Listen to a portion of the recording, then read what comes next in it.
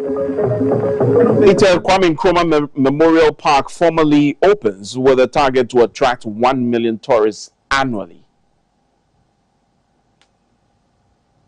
Re-elected NDC MP for Asin North, James Jechi Kwesen, sworn in by Speaker of Parliament. Cured lepers at Weija Leprosarium registered and issued with Ghana cards. And fighter jets shot down in Khartoum, where clashes and artillery fire are targeting several neighborhoods in Sudan's war-torn capital.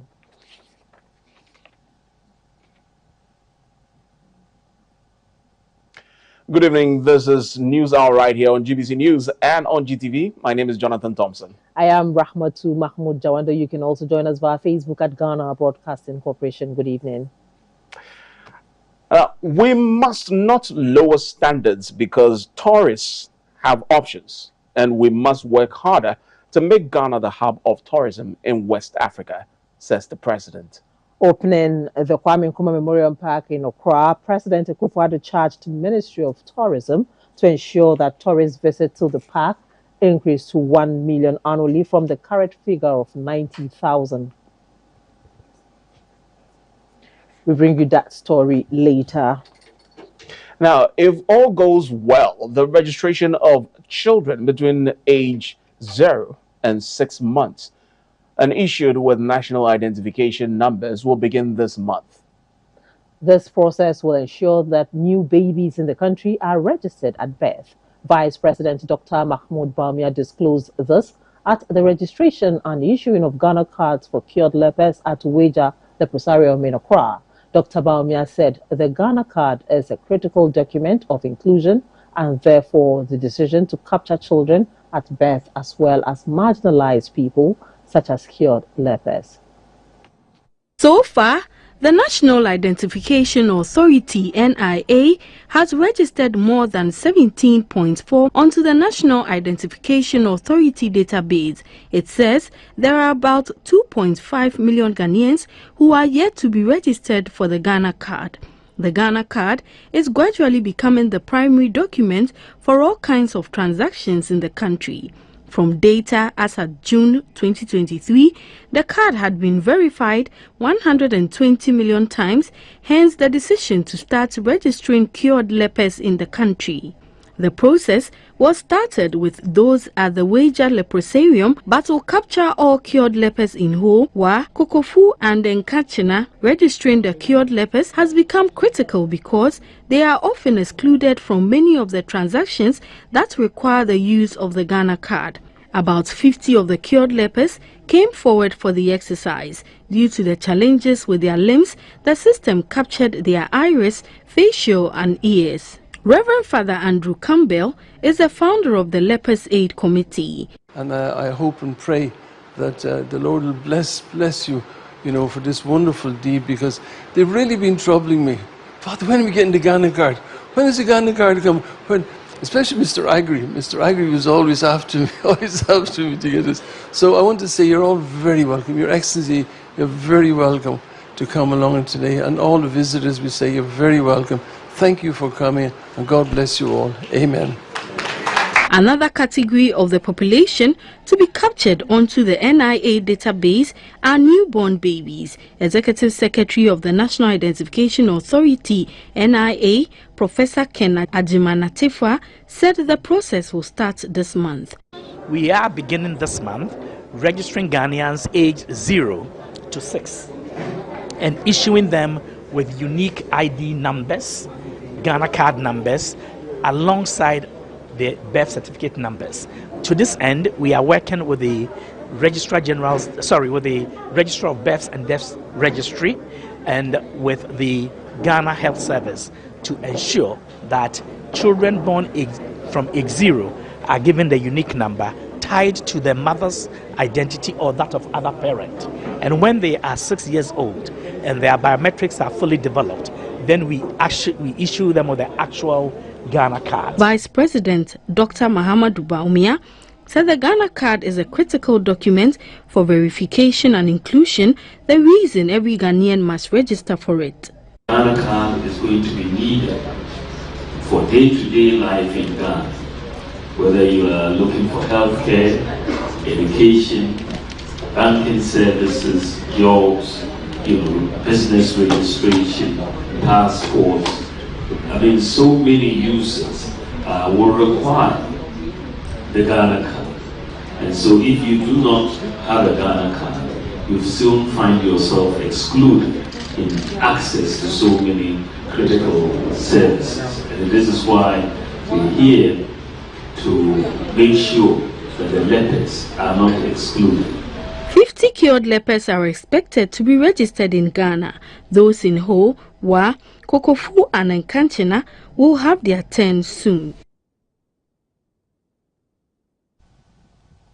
The Office of the Attorney General and Ministry of Justice says it has observed with serious concern the increased tendency for various persons, including members of the legal profession of considerable standing, to run extremely prejudicial commentary on cases pending before the courts. A statement signed by the Attorney General, Mr. Godfred Yeboah-Dame, on Wednesday morning noted that while respecting the freedom of all persons in Ghana to comment on any matter, including cases pending in court, the recent commentary on many of the so-called high-profile criminal cases transgresses permissible limits of free speech.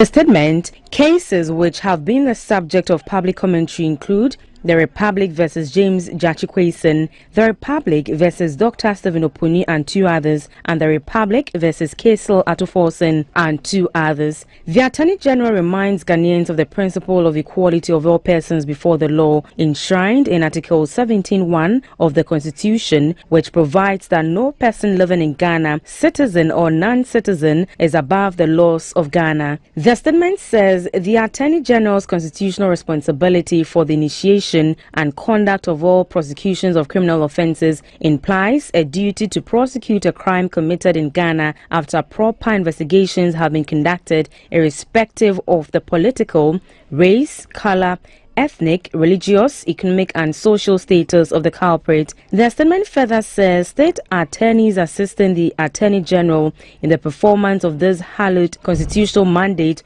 operate under extreme pressure and are exposed to severe risk. They have the right to prosecute cases freely in a court of law, just as private legal practitioners enjoy a right to defend their clients free from abuse and attacks on their character. The decision to prefer a charge against an accused person is not made on the basis of a person's political status, social or economic standing, but on the strength of evidence subject to the scrutiny of the courts.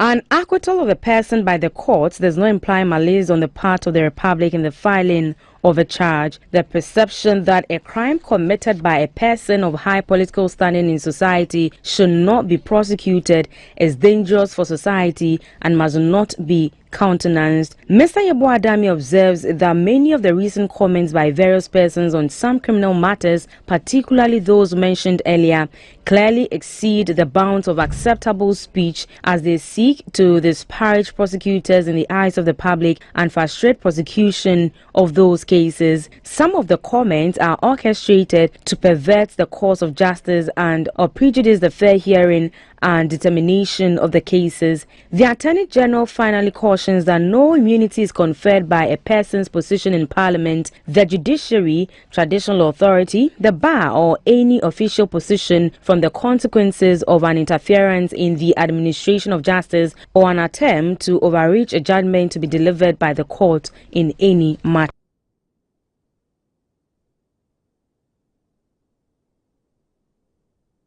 Still in the court, the Accra High Court has sentenced one Mr. Emmanuel Kwanzaa, a fire officer, to a custodial sentence of 2 days imprisonment. The contemner was found guilty of contempt of court after he teamed up with members of his house to beat up a bailiff of the court when he had gone there to serve a court process on them. Justice Sarah Ayi said the situation of assaulting court officers is on the rise and must be nipped in the bud. Mr. Theophilus Donkor, the lawyer who represented the Judicial Service Staff Association, said the attention of the service has been drawn to recent surge in the assault of bailiffs who are only performing their official duties. Mr. Donkor said in this instance, the bailiff was serving a process on the convict, Mr. Emmanuel Ayita Kwanzaa, when he, together with his members of his house, battered the bailiff. The lawyer said the convict, being a fire service officer, should have known that the bailiff was only performing his official duties, and if he had any challenge with the process or the mode of service, should have gone to the court to verify and not to resort to instant action. Mr. Theophilus Donkor said there is evidence of the bailiff having been beaten on record. The lawyer said when the bailiff went to serve the process on the convict, he refused to accept it, prompting the bailiff to throw it at him.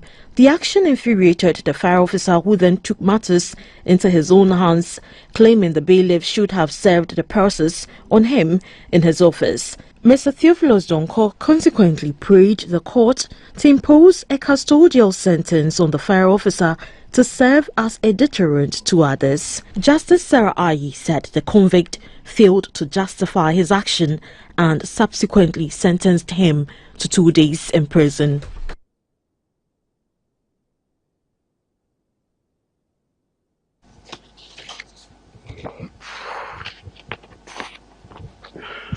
You're still watching GBC News Hour right here on GBC and on GTV. We shall be right back.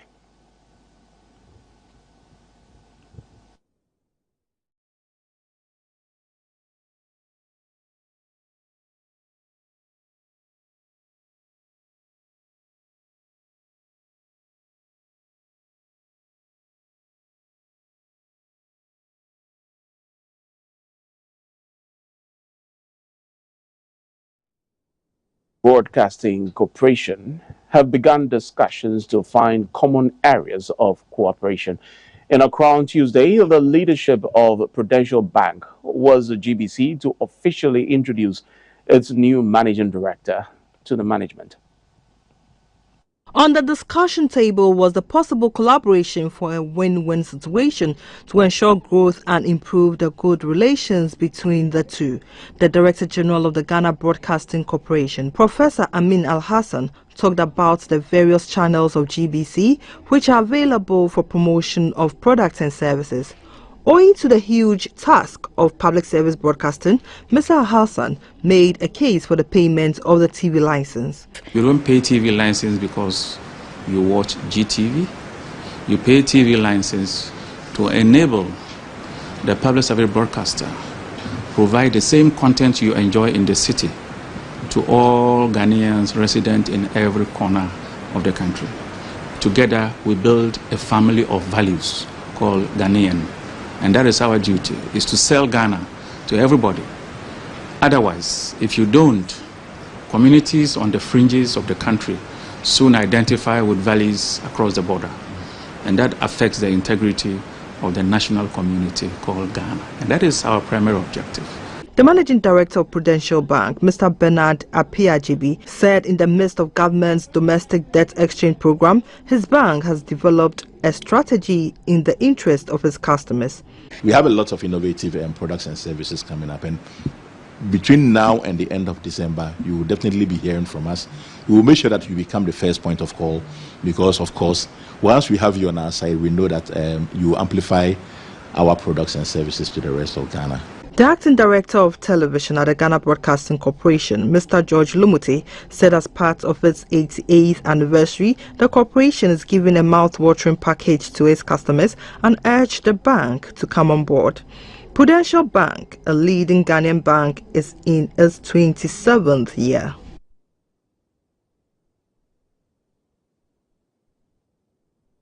Government will, from January next year, inaugurate 12 model junior high school STEM schools.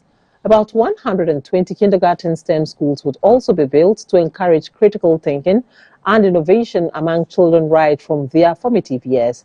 The projects are funded by the Arab Development Bank. This was announced at the launch of this year's STEM Innovation Challenge for senior high schools in the country.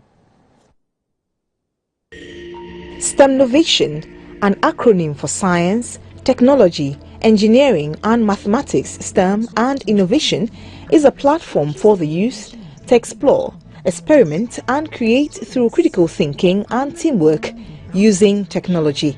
It is a catalyst for innovation and entrepreneurship. Participating schools are expected to develop practical and sustainable solutions to challenges confronting their immediate community or the country at large. This year's is the second edition, and over 800 senior high and technical and vocational education and training TVET institutions are expected to participate in the competition. They will be challenged to develop STEM projects on topics in the areas of urban gardening, clean water, and flexible use of electricity. Science, technology, engineering, and mathematics are the pillars that shape our modern world. They are the driving forces behind countless advancements, breakthroughs, and discoveries that have revolutionized our lives and the world we live in today. It is therefore our responsibility to nurture and inspire the next generation of STEM leaders, innovators, and problem solvers. The competition is expected to start in the various regions, where the best will be selected for the finals to be held in September. The Minister for Education, Mr. Yao Seiduchum, said the government is committed to creating the infrastructure and environment for STEM education right from kindergarten. There's a girls' STEM high school under construction, sponsored by Kuwait Fund, and we are so excited that we'll be able to open another girls' STEM school, another one also in Kumasi under construction. With STEMnovation, the inventions are being made. We are calling upon industry and entrepreneurs to come partner with the Ministry of Education, commercialize some of the inventions so that we can begin to change the course of history. In last year's competition, which was the maiden edition, a total of 200 schools submitted videos of their projects, but only 97 of such schools qualified after going through a vetting process handled by a team of experts. Awards were presented for overall best recycling project, overall best coding and programming project, and overall best solar project. Other awards went to the most popular project, overall best TVET school, and most artistic STEMnovation awards, and best STEMnovation award. Deputy Transport Minister Mr. Hassan Tampoli says the government is on course to transition to electric vehicles, EVs, by 2030. The transition, the minister said, will help to mitigate the negative impact of climate change, reduce health-related hazards, and avert the dumping of fossil fuel vehicles in the country. Mr. Tampoli was speaking at the Stakeholders Consultative Forum in Techiman on the drafted National Electric Vehicle Policy. Our Bono East Regional Correspondent Samuel Ayama has more. The government, under the Paris Climate Accord, has drafted a national electric vehicle policy to gather stakeholder input for the country to switch from the use of fossil fuel vehicles to EVs to curb greenhouse gas emissions and global warming. The drafted policy, whose framework was developed in June 2022, is to draw up a comprehensive implementation plan and an investment strategy for a seamless transition. At the consultative forum, the Deputy Minister for Transport, Mr. Hassan Tampoli, touches on the need for Ghana to hasten her planned switch to safe electric-powered vehicles to attain the UN Sustainable Development Goals 13, 11, and 7. He said, as global automotive markets begin to phase out fossil-fueled vehicles for electric ones, Ghana risks becoming a dumping site if synergetic efforts are not harnessed to switch to EVs. As the world moves away from fossil fuel vehicles to electric vehicles, it is absolutely necessary that Ghana moves with the times to ensure that our country does not become a convenient dumping ground for used fossil-based vehicles. It's for these reasons that the Ministry of Transport will support from the Climate Technology Center Network and the UNEP Copenhagen Center on Climate Change based in Denmark, develop an electric mobility framework in June 2022.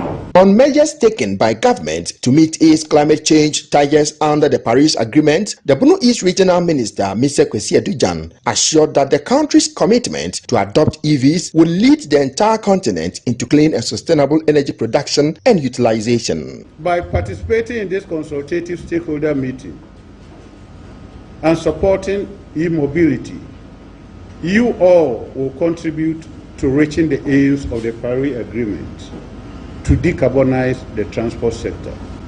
By supporting it, ladies and gentlemen, you will also contribute to a sustainable future for us today and the future generation yet to come. In Ghana's quest to develop a comprehensive national electric vehicle policy document for implementation, the Ministry of Transport is collaborating with the Ministry of Energy and Finance and with support from the Public Sector Reform for Resource Project, and has begun a series of stakeholder consultation fora in various regions for input to execute a seamless policy. Samuel Ayama, GBC News, Tetima. And now to the court. The Accra High Court has given another lifeline to convicted funder of defunct Capital Bank, Mr. William Atuasen, to redeem an outstanding 12 million cedis to the state by July 27th. Justice Eric Chebafor said the convict has only made 2 million cedis payment since May 17, 2023. Mr. Etienne was convicted in December 2022 on 16 counts of conspiracy, stealing and money laundering. The case has also been adjourned to Tuesday, July 6th. Following the conviction of Mr. William Atuasen in December 2022, he agreed on a settlement with the state, and the court ordered him to make a restitution and reparation of 60 million cedis in 3 installments within 1 year, with April 28, 2023 as deadline for the first payment. He has since paid 8 million cedis out of the 20 million cedis. The Attorney General has filed an application praying the court to impose a custodial sentence on him over his failure to redeem the amount. Justice Chebafor said, based on a plea by counsel for the convict, Mr. Bafojan Bonsu, asking for more time, he would reluctantly give him one more opportunity to pay the 12 million cedis by the next adjourned date. The court held that if the money is redeemed by then, it may favorably consider the next payment plan.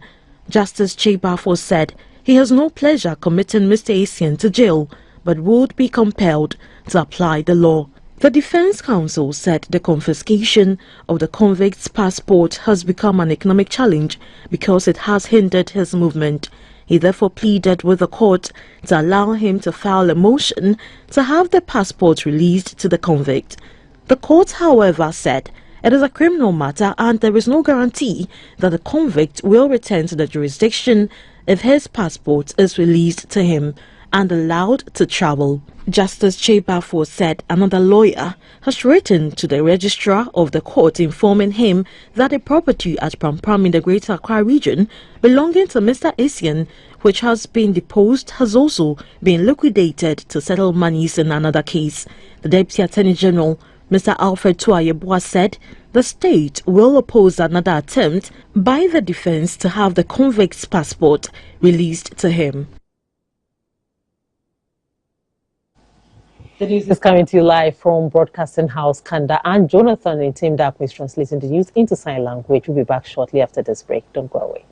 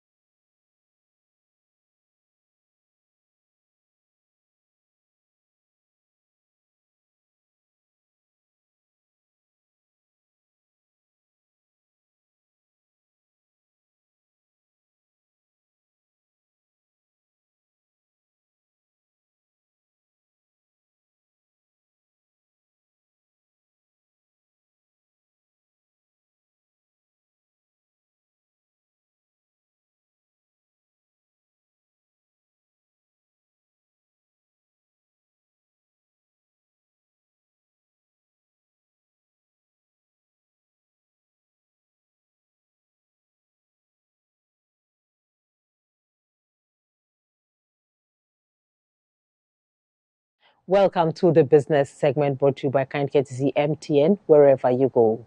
Rana Motors has added Kia Carens to its list of vehicles assembled in Ghana. It is also the first electronic vehicle for the Kia brand in Ghana.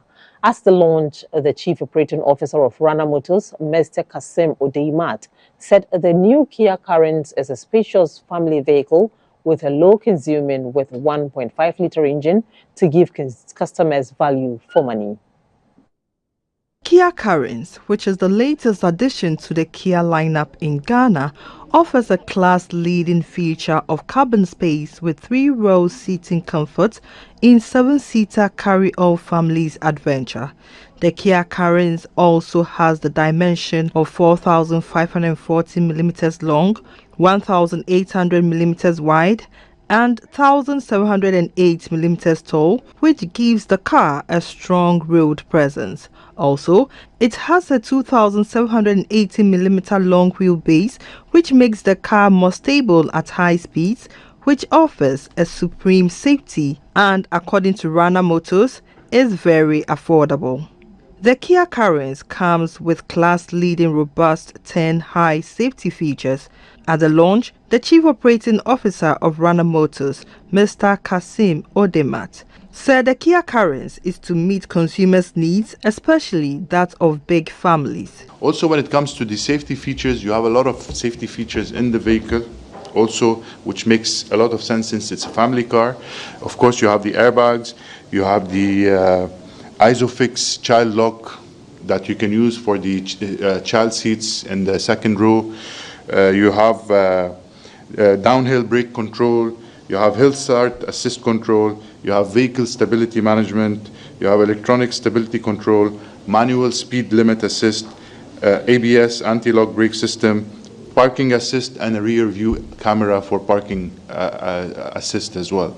So, as I said, it's a fun car, it's a family car, it's filled with good convenience features for the day-to-day of the family and of the driver, and at the same time it's filled with a lot of safety features that are very important for a family vehicle. Rana Motors has over the years provided a wide range of quality automotive spare parts and quality customer service to wholesalers, retailers, the corporate market and garages. These include body panels, engine parts, suspension parts, lamps and accessories, and also have assembled vehicles such as the Kia Sorento. A caution has been given to managers of the economy to follow the tenets of the IMF program religiously to ensure future disbursement of the IMF monies. This was given by the director of the Institute of Statistical, Social and Economic Research, Professor Peter Korte, as the second edition of the Chamber National Dialogue Series in Accra. The IMF measures would require that managers of the economy implement revenue strategies to improve the country's non-oil revenue to GDP ratio by increasing taxes and also adjust tariffs upwards, among others. These have been cited by industry players as being detrimental to their growth. At the second chamber dialogue in Accra, the president of the Ghana Chamber of Commerce and Industry, Mr. Clement Osei-Amoako, said the cost of doing businesses in Ghana is already high and any increment in taxes may drive many businesses to a point of collapse. Given the potential adverse consequences of these reforms on businesses, it is crucial that business operators are well informed about the IMF program and its implication for their operations. It is equally important for them to implement measures that can effectively mitigate the negative impact on our businesses. The Chamber extends to actively pursue follow-ups with the government and relevant departments to ensure that these concerns are given urgent consideration, particularly during the upcoming mid-year budget review. The director of the Institute of Statistical, Social and Economic Research, ISE, Professor Peter Korte, called on governments not to accrue payables as they end up being debts difficult to clear in future. Don't accrue payables. In other words, don't owe them. As they fall due, pay. As you pay and even pay more than what you owe, gradually you clear the backlog and ensure that you also remain in business. We ought to be concerned about the threat that they were going to cut power. That sends a wrong signal to business. It sends a wrong signal to investors and even to individuals. It sends panic. In mid-May 2023, the International Monetary Fund approved a $3 billion bailout for Ghana with an immediate disbursement of $600 million. This is the second time in the past 8 years that the country has approached the IMF. This is also the 17th time Ghana has been to the IMF since independence. 15 businesses have received awards at an entrepreneurship gala in Accra.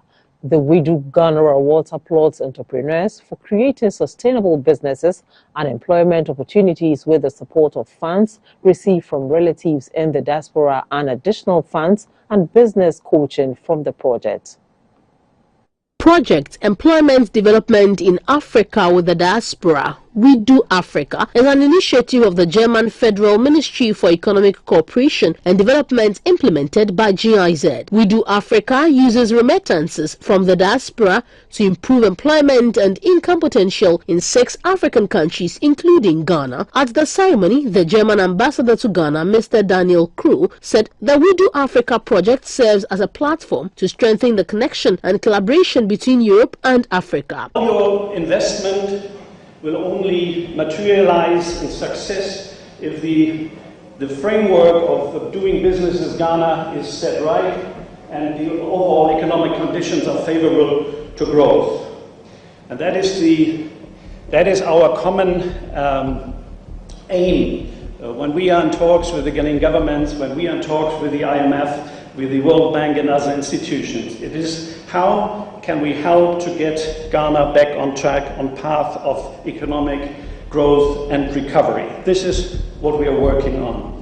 To date, 950 businesses across Ghana have benefited from financial support, tailored business coaching and networking. The awards category includes agribusiness, young entrepreneur, sustainability, tech and female entrepreneur awards. The country director, GIZ Ghana, Madam Regina Barbosa, said a combination of financial support through the diaspora in WIDU together with the business coaching has allowed entrepreneurs to turn their ideas into reality.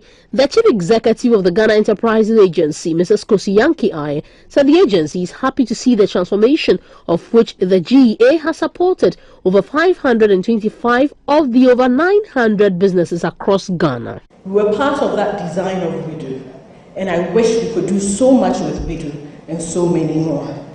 From Accra all the way to Bongo, our BAC officers who are part of our structure ensured that they were training and coaching people and bringing people to understand what WIDU was about.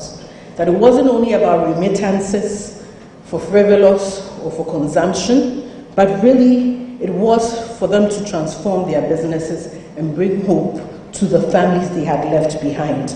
Ghana is the second largest recipient of remittances in sub-Saharan Africa. In 2021, an estimated $4.5 billion was remitted. This is equivalent to 6% of the national GDP.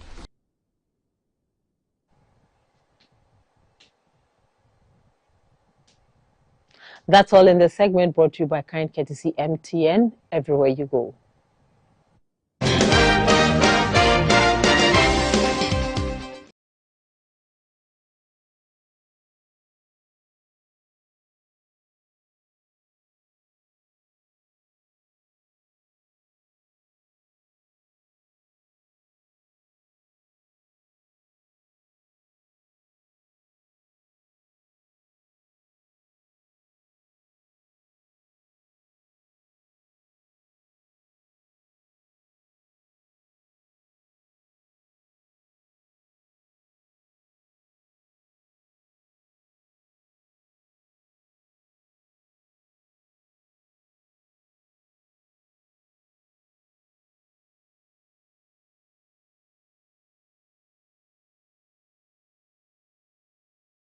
MP for Asin North. This follows the speakers received of official correspondence from the Electoral Commissions declaring Mr. Quayson as winner of the Asin North by-election.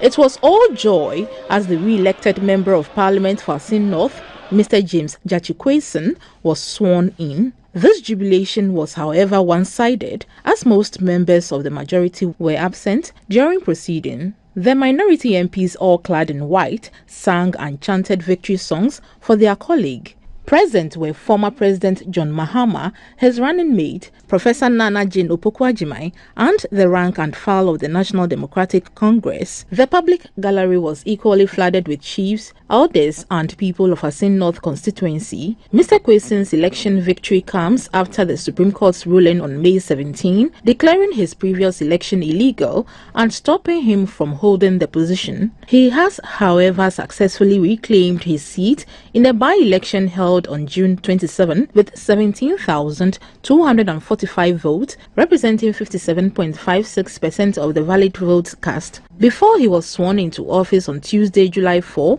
the Speaker of Parliament, Mr. Alban Bagbin, acknowledged receiving a letter from the Electoral Commission declaring him as winner of the recent Asin North by-election. That I will uphold the sovereignty and integrity of Ghana. That I will uphold the sovereignty and integrity of Ghana. And that I will preserve. And that I will preserve. Protect. And defend the Constitution of the Republic of Ghana. And defend the Constitution and the Republic of Ghana. So help me God. So help me God. On behalf of the House, Mr. Bagbin presented Mr. Gyakye with copies of the 1992 Constitution and standing orders of the House to serve as his tools for the work of Parliament. Leaders of both sides later addressed the House. In a show of solidarity, the minority leader, Dr. Cassiel Atu-Forson, announced that henceforth the entire minority caucus would accompany Mr. Kweson to court each time his case is called.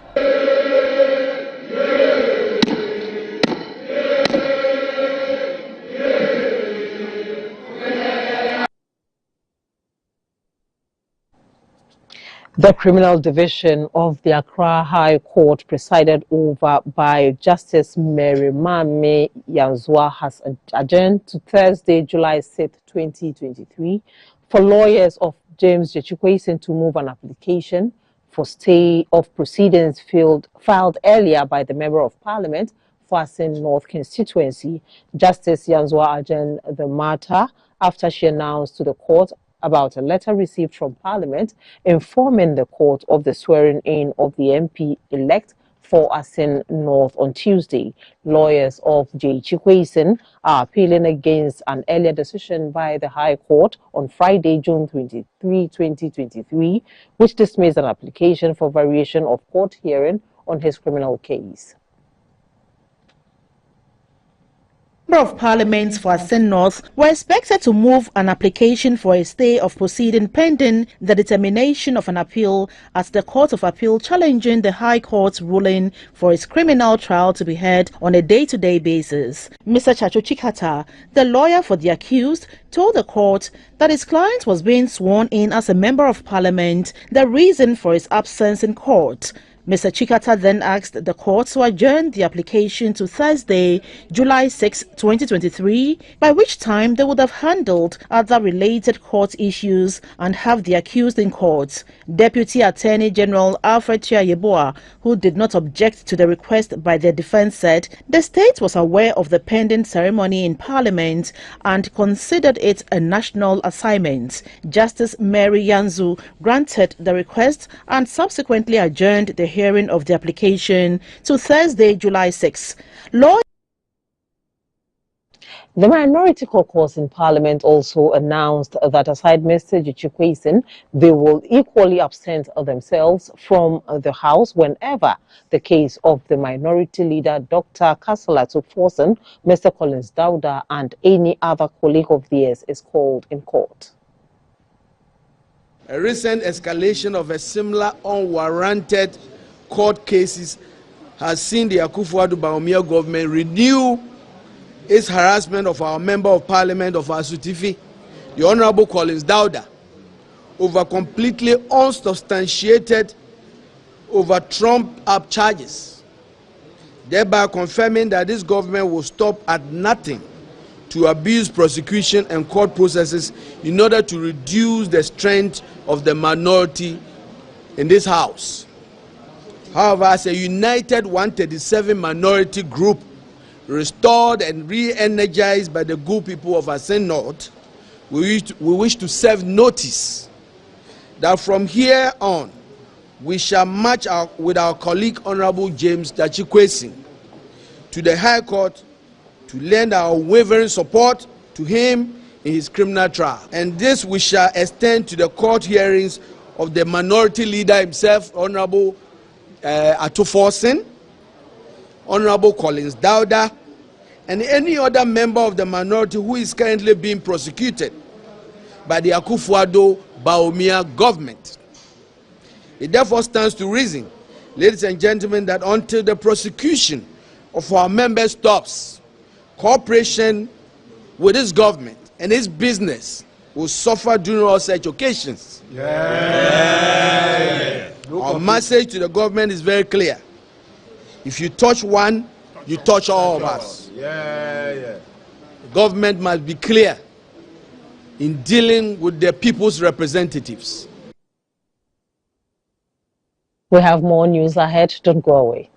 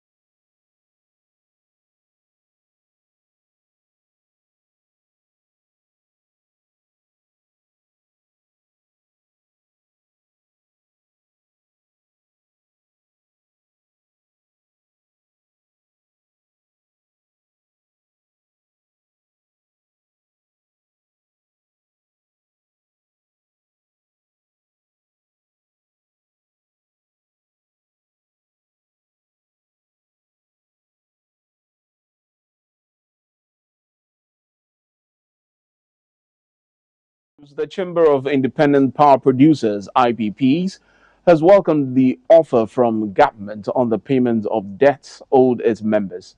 Members of the chamber threatened to shut down their plans over delays in settling the debt. The chief executive of the chamber, Dr. Elikplim Apetogbo, told GBC News that the power producers are confident government will keep its part of the bargain.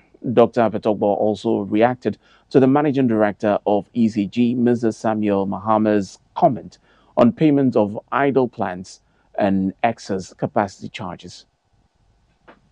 Was our proposal to ECG or to government, taking into consideration the obligations on us, also taking into account the economic situation of the country or the challenges ECG is facing as well. We have been in business and will continue to be in business for the next 15 to 20 years. I would like to make some clarification on the concept of excess capacity. You know, excess capacity has to do with the national grid. That is inability of the national grid to evacuate all the generation. I believe he's talking about the cost of idle capacity, and we are using only 150 out of it. The 50 remaining is the unutilized capacity or the idle capacity for which you have to pay for when you are in a take-or-pay agreement. That's all. What I have is able to support this. And I think that is where government comes in to bridge the gap. But you know, from the very onset when these issues came, our government proposed paying for the delta, that is for the idle capacity charges, just to complement whatever ECG is paid.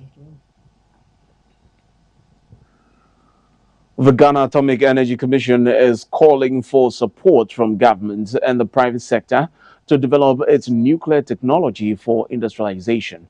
At the 2023 Scientific Innovations Dialogue held in Accra, the Director General of GAEC, Professor Samuel Boachi Dampari, said the initiative will lead to food security, more yields, and an increase in the agricultural value chain of the country.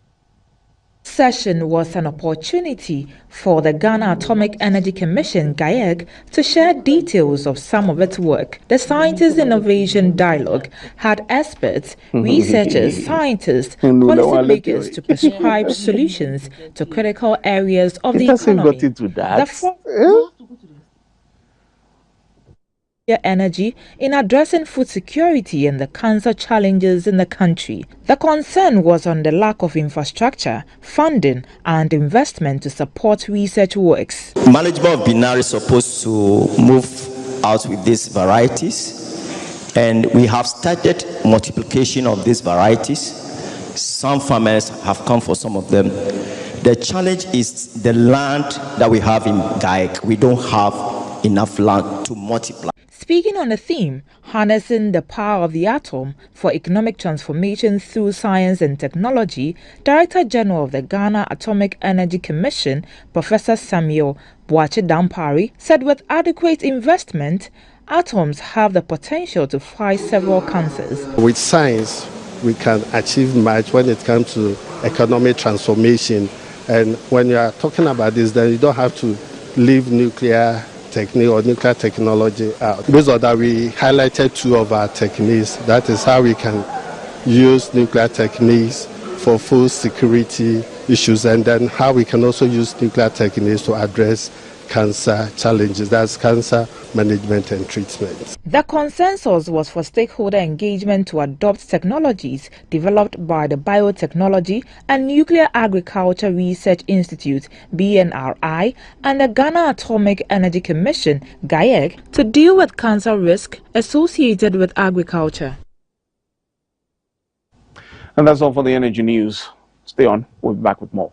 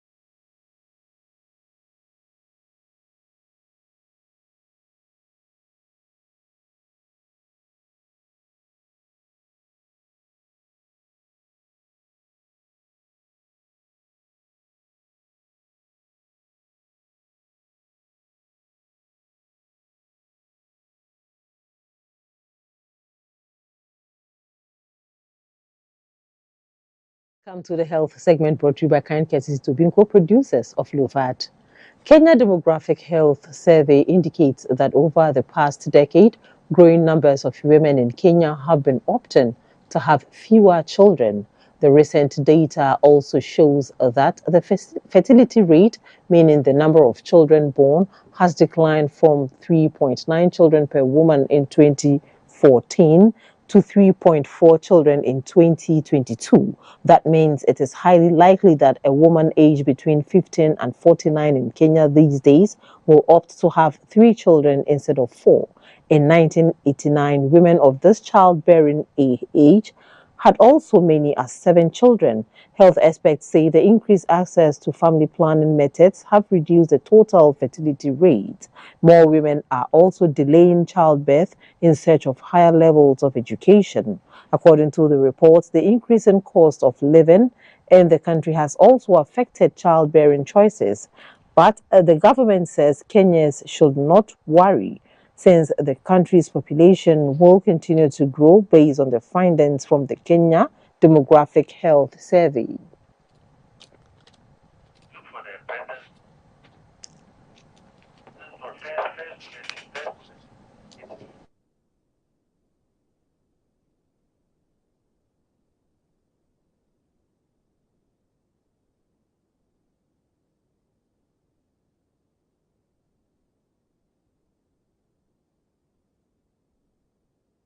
That's all in this segment brought to you by Kind Courtesy to Binko, producers of Lufat. And now to our earlier story.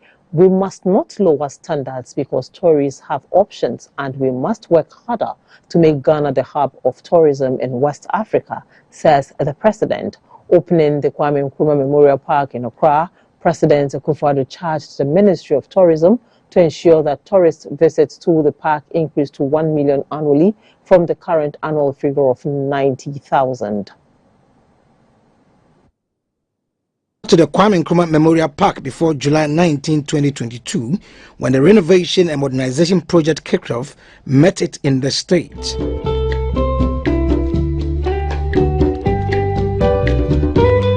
The facility, which had not been refurbished since it was built in 1992, was still attracting 90,000 tourists annually and was raking some revenue to the national kitty. Now the iconic landmark in Ghana's capital, Accra, dedicated to Ghana's first president, Dr. Kwame Nkrumah, and one of the vanguards of the African liberation movement, has been given a world-class touch. Now given a new lease of life, the Kwame Nkrumah Memorial Park is formally opened, which coincided with the independence anniversary of the United States, July 4, where Kwame Nkrumah was studying before returning home to fight for independence. And to these African-American academics from Virginia State University who were visiting Ghana for the first time, the inauguration of the Kwame Nkrumah Memorial Park was a double package for them, because back home it is Independence Day, and in Accra, their hero was also being given better recognition. This is the first time, and I am really impressed with what I've seen so far. Yes, and to be here when the president is coming is even a greater experience. I'm very proud to be here to share this event. The 5.4-acre park, attractively illuminated at night for those who have experienced it, from the high street on which it stands, has a welcoming ambience with a reception center which houses a host of offices, modern library, an eatery, gift shop, an infirmary and conference facility. Also at the reception is the first official vehicle of Dr. Nkrumah. Other novel additions to the park is the audiovisually synchronized fountain, which lights up the park at night, as well as a mini amphitheater. Samia Nkrumah, the daughter of President Nkrumah, lauded government for not only modernizing the facility, but consulting with the family throughout the process. Today, I am so proud of Ghana and so proud of Ghanaians, because we came together to do a good thing and a big thing.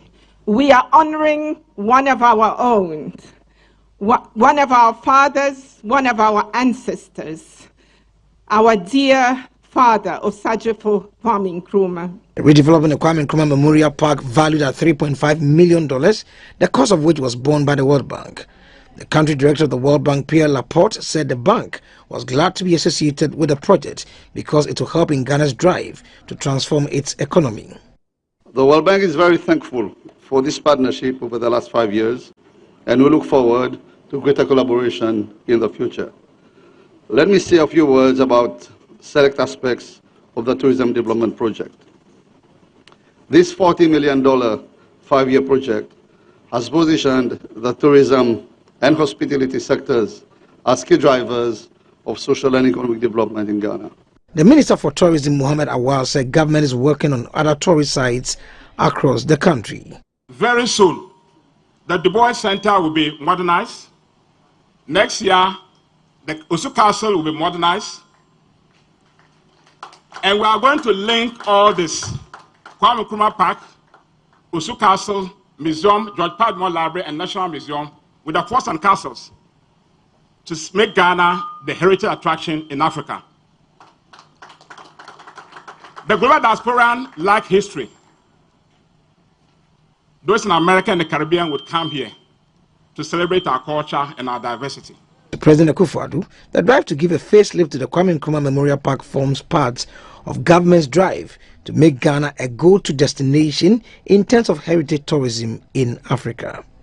And to President Akufo-Addo, the drive to give a facelift to the Kwame Nkrumah Memorial Park forms part of government's drive to make Ghana a go-to destination in terms of heritage tourism in Africa.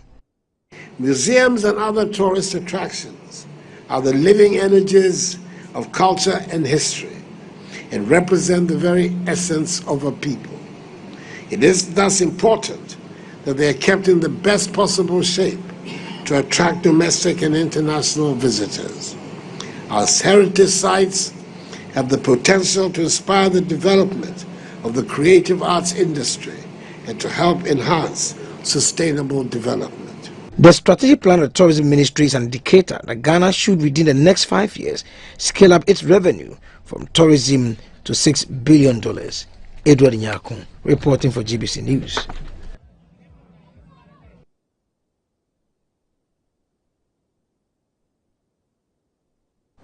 And that's all we have for you in today's edition of News Hour. My name is Jonathan Thompson.